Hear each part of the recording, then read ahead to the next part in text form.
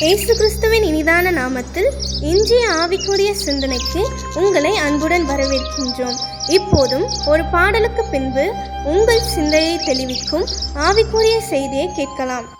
ஒரு தாலந்தோ, 2 தாலந்தோ, 5 தாலந்தோ உபயோகித்தோர், சிறிதானதோ பெரிதானதோ பெற்ற பணி செய்து முடித்தோர், அழகாய் நிற்கும் யார் இவர்கள், திரளாய் நிற்கும் யார் இவர்கள், சேனை தலைவராம் இயேசுவின் போற்றளத்தில் அழகாய் நிற்கும் யார் இவர்கள்.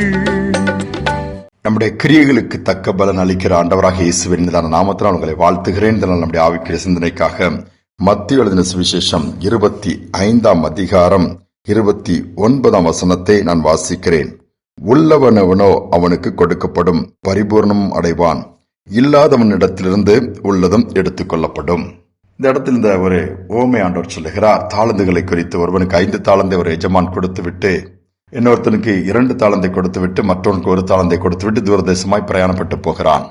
நாட்கள் சென்ற பிறகு திரும்பி வருகிறான். கணக்கு கேட்கும் பொழுது 5 வைத்திருந்தோம், நான் அதை 10ஆக மாற்றிவிட்டேன் எஜமானேன்னு சொல்லி கொடுக்கிறான். தட்டி கொடுத்து சந்தோஷப்பட்டு, உத்தமும் உண்மையான ஊழியக்காரனை, உனக்கு கொடுத்ததுல நீ கொஞ்சம் தான் கொடுத்தான, உண்மையா இருந்தா உன்னை அநேகத்துக்கு மேல அதிகாரம் வைக்கிறேன்னு சொல்லிட்டு எஜமானுடைய சந்தோஷத்துக்குள் பிரவேசிக்க சொல்றாரு. 2 தாளந்து வாங்கினவன் அதே மாதிரி ரிப்போர்ட் பண்றான். அவனையும் தட்டி கொடுத்து 4ஆ மாத்திருக்கிறாப்பா, ரொம்ப சந்தோஷம் சொல்லி பாராட்டி எஜமானுடைய சந்தோஷத்துக்கு அனுப்புகிறார். 1 தாளந்து வந்து நிற்கும் போது அதை புதைச்சு வச்சுட்டேன்னு சொல்றாரு. கேட்டா நிறைய பேசுறான். ரொம்ப பேசின உடனே இந்த எஜமானுக்கு கோவம் வந்துருது. அதை பிடிங்கி இவனை இருளையும் பற்கடி போல இடத்த தூக்கி போட்டுட்டு சோம்பேறியான ஊழியக்காரன் சொல்லி திட்டிட்டு இந்த 1 தாளந்து என்ன பண்றாரு, 5 தாளந்து உள்ளவனுக்கு கொடுக்கிறாரு. ஏன்னா அவனிடத்திலிருந்து அந்த தாளந்தை எடுத்து 10 தாளந்தா இதை மாத்திட்டான் பாருங்க. அவன்கிட்ட கொடுத்து அவனுக்கு கொடுக்கிறார். அந்த 10ஐயும் கொடுத்து அடுத்த எக்ஸ்ட்ராவும் கொடுக்கிறாரு. யோசித்து பாருங்களேன், நாம் செய்கிற கிரியைகள் எல்லாம் நமக்கு தான் திரும்ப வரும். நம்முடைய ஆண்டவர் அதுதான். அநேகர் அதை நாம் யோசிப்பதில்லை, அநேகர் நம்ம அதை நினைத்து கூட பார்ப்பதில்லை. நம்ம எதெல்லாம் பிரயாசப்படுறோமோ யாரோ ஒருவருக்கு நினைக்காதுங்க, ஒரு நாள் அது நமக்கு வரும். அப்ப அதுல உண்மையா இருந்தோமானால், அதை சரியா செஞ்சிருந்தோம்னா நமக்கு தான் ஆசீர்வாதம். இல்லாவிட்டால் அது நமக்கே அது பாதிப்பாக மாறிவிடும். ஒரு எஜமானுக்கு ஒரு நல்ல வேலைக்காரன் இருந்தான். ரொம்ப வருஷமா அவன் கூட வேலை செஞ்சதுனால அவனுக்கு ஒரு கிஃப்ட் கொடுக்கணும்னு சொல்லி ஆசைப்பட்டார். ஒரு வீடு கட்டி கொடுக்கணும்னு சொல்லி ஒரு ஆசைப்பட்டு மனசுல வச்சிருந்தாரு. இந்த வேலைக்காரனை கூப்பிட்டு, எப்பா ஒரு வீடு கட்டணும்பா, ஒரு இடத்த மார்க் பண்ணியாச்சு இந்த இடத்துலன்னு சொல்லி போய் என்ன பண்ண, மண்ணு, செங்கல், கல், சிமெண்ட் எல்லாம் ஆர்டர் பண்ணும்போது பணத்தை கொடுத்துட்டு இருந்தாரு. இவன் போய் என்ன பண்ணான், மண் இருக்கிறதுலே நல்லா குவாலிட்டி இல்லாத மண்ணை கொண்டு வந்தான்.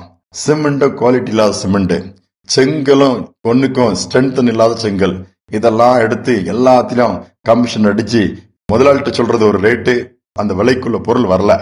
வீடெல்லாம் கட்டி முடிச்சான், ஷீட் எல்லாம் போட்டு மேல எல்லாம் முடிச்ச உடனே சரி ஒரு வழியா முடிச்சுட்டு அதுல ஒரு நல்ல ஒரு அமௌண்ட் கிடைச்சுன்னு சொல்லி அவனுக்கு சந்தோஷம் வேலைக்காரனுக்கு. ஏன்னா அந்த வேலைக்காரன் கொஞ்சம் உண்மை இல்லாத வேலைக்காரன். இந்த எஜமான் என்ன பண்ணாரா, எல்லாத்தையும் கம்ப்ளீட் ஆனதும் அந்த வேலைக்காரன் கொண்டு, எஜமான நீ சொன்ன மாதிரி வீடை நீட்டா கட்டி முடிச்சிட்டேன், எல்லாம் ரெடியா இருக்குது, நாங்க கீ அடிச்சுட்டு அந்த வீட்டு சாவியை கையில கொடுக்கறாப்ல.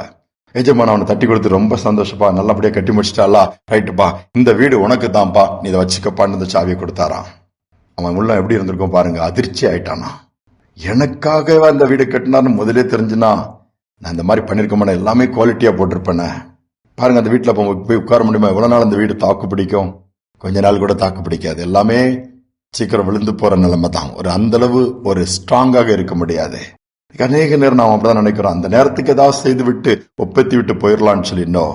எதை செய்தாலும் உண்மையாக ஆண்டோடைய கண்கள் பார்க்கிறது என்கிற சிந்தையோட நாம் நேர்த்தியாய் செய்வோம்னா அது நமக்குத்தான் திரும்பி வருகிறபடினால் நமக்கு அது ஆசீர்வாதமாக நன்மையாக இருக்க முடியும். இதுதான் ஆண்டவர் எதிர்பார்க்கிறார். சற்று நம்மளை யோசித்து பார்ப்போமா, எந்தெந்த இடங்கள்ல எல்லாம் இப்படி விதைக்கிறது தான் இருக்க முடியும். கிரியைகளுக்கு தக்க பலன் வேதம் சொல்லுகிறது. என்ன காரியங்களை செய்யறோமோ அந்த காரியம் நமக்கு தான். இதை நீங்க மனசுல வச்சுக்குவோம். வச்சுட்டு ஆண்டவரை கேட்ப, ஆண்டவரை நாங்கள் உண்மையா இருக்க விரும்புறோம், சில நாள் முடியாம போகலாம், பின்வாங்கி இருக்கலாம், ஏதாவது காரியங்கள்ல ஆண்டவர்கிட்ட கிருபை கேட்போம், கொடுப்பாரு. உண்மையா இருப்போம், நல்லதையே செய்வோம், ஆண்டவர் நமக்கு எல்லாவற்றையும் நன்மையாகவே மாற்றி கொடுப்பார். நன்மை நமக்கு திரும்ப வரும். தகப்பனே, இந்த நல்ல நாளுக்காக நன்றியோடு துதிக்கிறோம், ஸ்தோத்திரிக்கிறோம். இந்த காலை நேரத்தில் நம்ம நோக்கி நாங்கள் கூப்பிடுகிறோம். அப்பா, உண்மையுள்ள மனிதன் பரிபூர்ண ஆசீர்வாதங்களை பெறுவான்னு சொல்லி இருக்கீங்கப்பா. கிரியைகளுக்கு தக்க பலன் கொடுக்கிற தேவன். எங்களுக்கு கொடுத்த தாளந்துகள், கொடுத்த தருணங்கள், வாய்ப்புகள் எல்லாத்தையும் நாங்க வீணாக்கிடக்கூடாது, பயன்படுத்தணும்னு நீங்க எதிர்பார்க்கிறீங்க. அதுல எப்படி பயன்படுத்துகிறோம் என்பதை நீங்க பார்த்திருக்கீங்க. அதற்கு தக்க அளவின்படிதான் நீங்கள் காரியங்களை செய்றீங்கப்பா. உங்களுடைய தாளந்துகளை மல்டிப்ளை பண்ண உதவி செய்யுங்க, உண்மையாக செய்ய உதவி செய்யுங்க, கிருபை பாராட்டுங்க. இதை கேட்டுக்கொண்டிருக்கிற ஒவ்வொருவருக்கும் அப்படிப்பட்ட கிருபை உண்டாகட்டும். ஒருவேளை நான் உண்மையா தானே இருக்கிற, உத்தமமா தான் இருக்க, எவ்வளவு கஷ்டப்பட்டேன், எவ்வளவு உழைக்கிறேன், எனக்கு அதற்கான வருமானம் என் கம்பெனி கொடுக்கல, என் ஓனர் கொடுக்கல, அவங்க செய்யல, அப்படிலாம் கவலையோடு இருக்கிற பிள்ளைகளுக்கு தைரியம் கொடுத்து ஒரு நாள் அதற்கான பிரதிபலன் மொத்தமாக தேடி வரும்னு சொல்லி தைரியப்படுத்துங்கப்பா. கிருபை பாராட்டுவதற்கு ஸ்தோத்திரம் தாழ்த்தி ஒப்புக் கொடுக்கிறேன் இயேசு நாமத்தில் பிதாவே, ஆமேன் ஆமேன். வீணாய் விருதாவாக உழைக்கிறேன்னு சொல்லி புலம்பாருதுங்க. உண்மையாகவே உழைத்துக் கொண்டிருப்பீர்கள் என்று சொன்னால் ஒரு நாள் வரும், அதற்கான பிரதிபலன் உங்களை தேடி வரும். ஏன்னா நான் சொல்லவில்லை, வேதம் சொல்லுகிறது. அப்படியே நடப்பதை நீங்க பாப்பீங்க. இந்த கிருபையை கர்த்தர் ஒவ்வொருவருக்கும் கொடுப்பாராக. இந்த சிந்தனையோடு நாளை தொடருவோம். மீண்டுமாய் நாளை தினம் சந்திப்போம். எதை விதைத்தாயோ அதை